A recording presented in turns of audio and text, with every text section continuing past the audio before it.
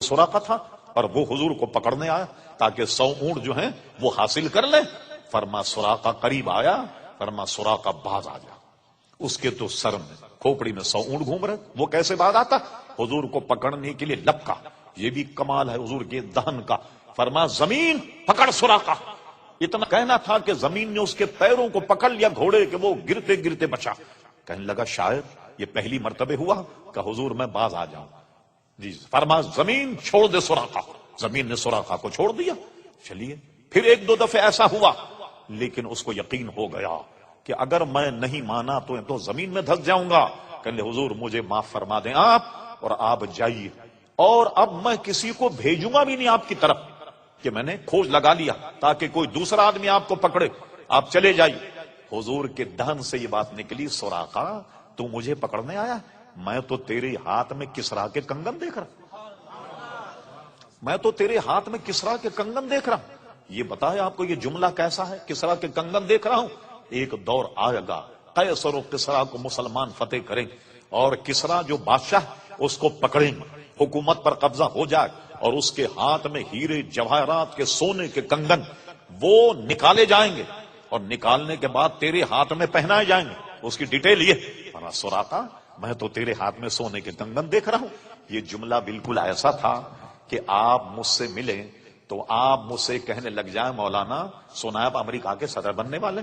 ارے میں کہوں گا بھائی کوئی آدمی ملا نہیں آپ کو صبح سے، کوئی پاکستانی آدمی ملے مجھے اور وہ کہیں مولانا ہم نے یہ سنا ہے کہ آپ پاکستان کے صدر بننے والے. ارے میں نے کہا پچھلے صدر کا کیا حال ہے جو مجھے صدر بنا رہے؟ کیوں مذاق کر رہے ہو میرے ساتھ؟ مذاق ہوگا یا نہیں؟ کہا سراقہ میں تو تیرے ہاتھ میں سونے کے کنگن دیکھ رہا. لیجیے صاحب. سراقہ لوٹ گیا. اب لیجیے صاحب حضور کے دہن سے نکل گیا. اور میں نے پہلے بتا کیا وما ينطق عن الهوى ان هو الا وحی یوحى، اس کو سامنے رکھی اور مقام مصطفیٰ سامنے رکھیے. حضور اس دنیا سے تشریف لے گئے. قیصر و کسرا فتح نہیں ہوا. صدیق اکبر کا دور 2 سال کچھ مہینے کا، بڑی فتوحات ہوئی، کسرا فتح نہیں ہوا. فاروق اعظم رضی اللہ عنہ جلوہ گر ہوئے. مسند خلافت پر قیصر و کسرا کو رون دیا پیروں سے مسلمانوں نے اور پہنچ گئے ایران. اور جناب کسرا کو پکڑا، ایران فتح کر لیا. بڑی بڑی سپر پاوروں کو عزیزان گرامی ختم کر دیا. اور اس کے بعد کسرا کو پکڑا، اس کے ہاتھ سے کنگن نکالے اور ایک بڑی سی رکابی میں ہیرے جواہر اور کسرا کے کنگن یہ سجا کر کے مدینے شریف بھیجے گئے تحفے کے طور پر. فاروق اعظم رضی اللہ عنہ حضور کسرا فتح ہو گیا اور وہاں سے تحفہ آیا. فرما نہیں میں ہرگز نہیں لوں گا، جاؤ اس کو بیت المال میں داخل کر دیا جا. کیا حضور ذرا نقاب کشائی تو کیجئے، دیکھیے صحیح کیا آیا. حضرت فاروق اعظم رضی اللہ عنہ کیا کیا؟ جب کپڑا ہٹایا، اب جب 2 کسرا کے کنگن دیکھے قول رسول یاد آ گیا. اللہ اللہ. فرما اے لوگوں جاؤ سراقہ کو بلاؤ. سراقہ کہاں؟ ایک ڈھونڈ مچ گئی. سراقہ کو پیش کیا گیا اور سراقہ کا سراقہ ادھر آؤ اور یہ کنگن اپنے ہاتھ میں پہنو تاکہ قول رسول کی تکمیل ہو جائے. لیجئے صاحب سراقہ کو کسرا کے کنگن پہنا اور دنیا دیکھ رہی ہے کہ قول رسول کی تکمیل ہو گئی. کئی برس پہلے حضور نے ارشاد فرمایا کہ سراقہ تو مجھے گرفتار کرنے آیا، میں تو تیرے ہاتھوں میں کسرا کے کنگن دیکھ رہا.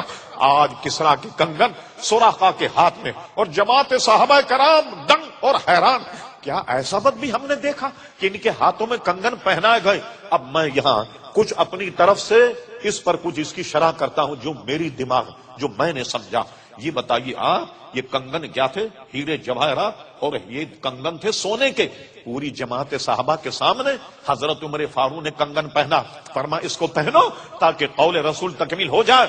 ارے ایک صحابی تو کھڑے ہو کر کے کہتا یا امیر المومنین آپ کو حضور کا قول یاد نہیں آیا کہ حضور نے ایک مرتبہ ایک ہاتھ میں سونا لیا اور ایک ہاتھ میں ریشم لیا اور فرما لوگوں آگاہ ہو جاؤ کہ میری امت کے مردوں پر یہ سونا بھی حرام ہے اور یہ ریشم بھی حرام ہے.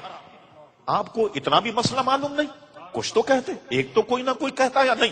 حضور علیہ السلام نے مردوں پر سونے کو حرام کر دیا اور ریشم کو بھی حرام کیا۔ ریشم وہ ہے جو اصلی ریشم جو کیڑے سے پیدا ہوتا۔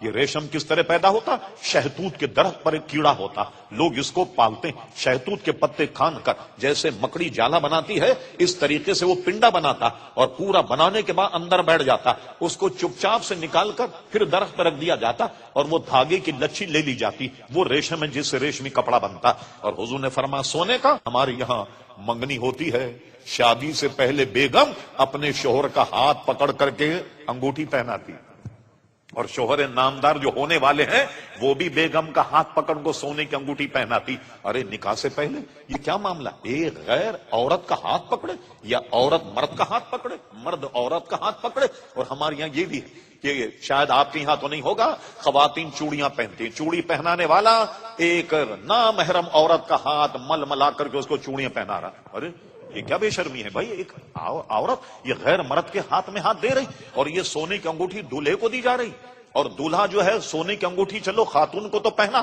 مگر اس سے ابھی تو نکاح بھی نہیں ہوا، کس طرح پہنا رہا؟ یہ رواج کیسے ہو گیا؟ اور آج برا مت مانیے گا، حق بڑا کڑوا ہوتا، چمن میں تلخ نوائی میری گوارا کر، مہمان سمجھ کے معاف کر دیجیے گا۔